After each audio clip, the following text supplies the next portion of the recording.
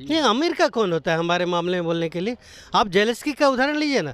तो जब जब चुनाव आता है, इस तरह का घटना आता है, इस तरह का आतंकवादी हमला होता है, पूरा विपक्ष, एक एक जनता तैयार थी कि हम जाके देश के लिए लड़ने मिटने को तैयार है।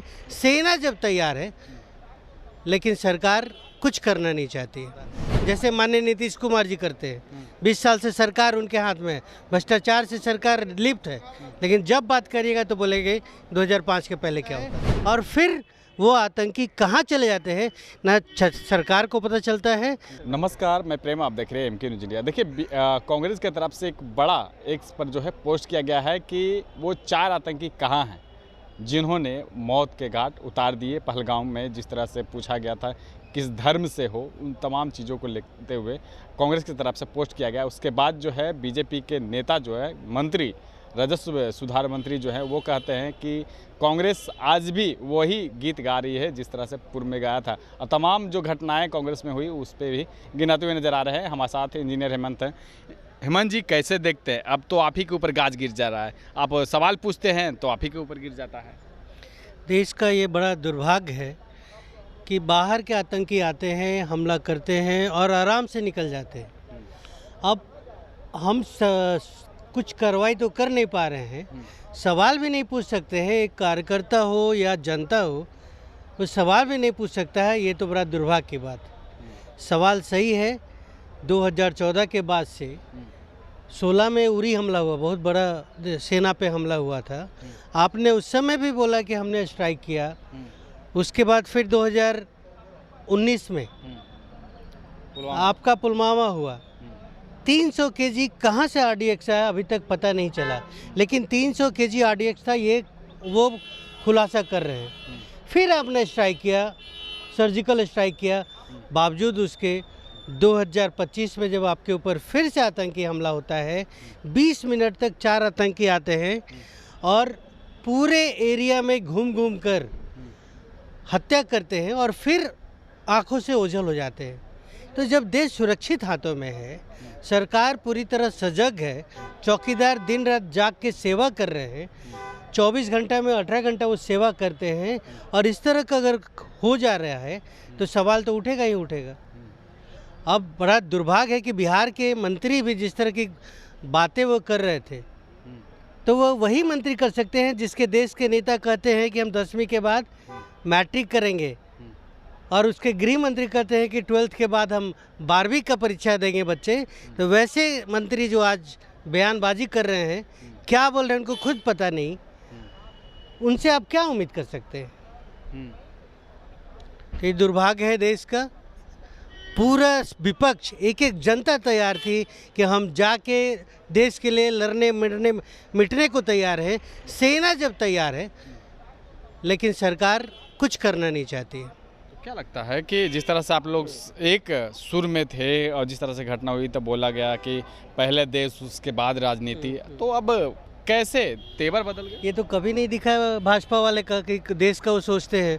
वो तो एक खास आदमी के लिए काम करते हैं, चाहे वो कोई भी उठाकर देख लीजिए पुराना इतिहास। और बात वो करते हैं, कांग्रेस क्या करेगी? सत्ता में आपके पास है, 2 टर्म या तीसरा टर्म आप आए हैं, काम आपको करना है, आतंकवादी को आपको पकड़ना है। सवाल तो आप ही से पूछा जाएगा ना। और आप नाकाम होते तो सीधा जाके बोलते हैं कि कांग्रेस में ये होता था वो होता था, जैसे माननीय नीतीश कुमार जी करते हैं। 20 साल से सरकार उनके हाथ में है, भ्रष्टाचार से सरकार लिप्त है, लेकिन जब बात करिएगा तो बोलेंगे 2005 के पहले क्या होता था। नरेंद्र मोदी जो हैं और ट्रम्प के बातों पर क्यों मान गए और ये सर्जिकल स्ट्राइक कहा गया कि बंद हो गया? देखिए, बहुत से ऐसे बातें हैं। जब जेलेस्की यूक्रेन जैसा देश, छोटा सा देश, रशिया से 2 साल से झगड़ रहा है, उसको जरूरत था अमेरिका का, वो वहाँ जाता है और कुछ बात पे जब उससे नाराज़गी होता है या उनका बात नहीं मानते हैं, सीना तान के उठ के खड़े होके वो निकल गए। और हमारे प्रधानमंत्री जाते हैं, 200 व्यक्तियों को पैरों में हाथों में हथकड़ी लगा के भेजा गया था। शर्मनाक बात है, लेकिन एक शब्द नहीं बोलते हैं। टैरिफ पे जब चर्चा करते हैं तो ये दांत दिखाते रह जाते हैं।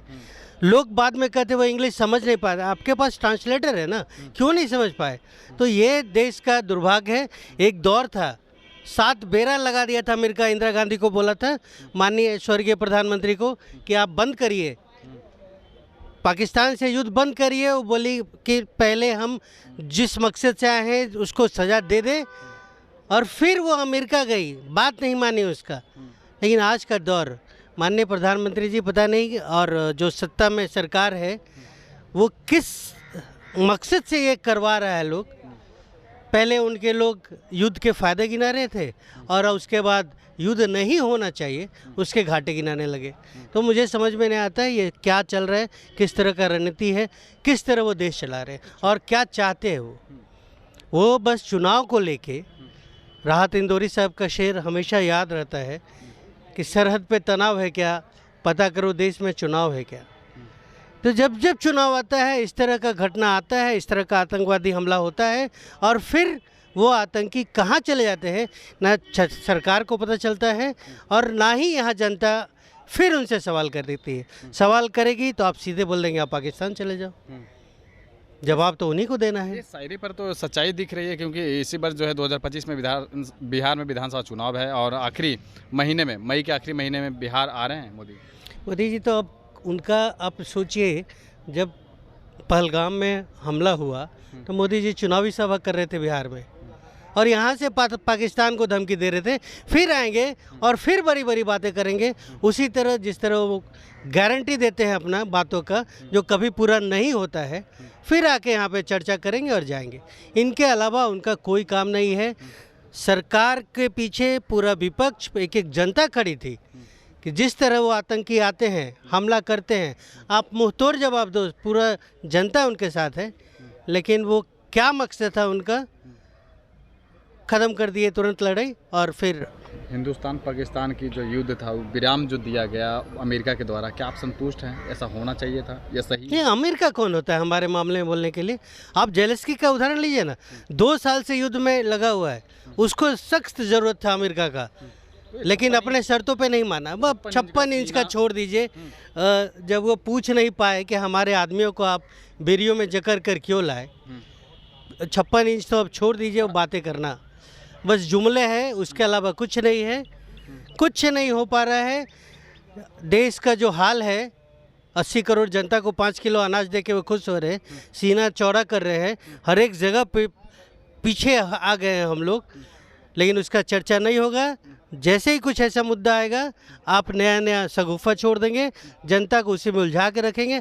और आप लोग सोशल मीडिया है तो कुछ जनता जान भी रही है, नहीं तो जो गोदी मीडिया का हाल है, जनता को तो लगा कि पाकिस्तान ख़त्म हो गया रात में। बिल्कुल बिल्कुल। तो ये सब चीज़ें हैं। आतंकी आते हैं, वो कभी नहीं बोले कि हिंदुस्तान पे हमला हुआ, वो क्या बोलते हैं, हिंदू पे हमला हुआ। तो शर्म आना चाहिए हिंदू के। आप हिंदू बचाव की बात करते हैं और हिंदू पे हमला होता है। वो 4 आदमी को आपने खोजा क्यों नहीं अभी तक? वो 30 किलो RDX कौन लेके आया था भारत में?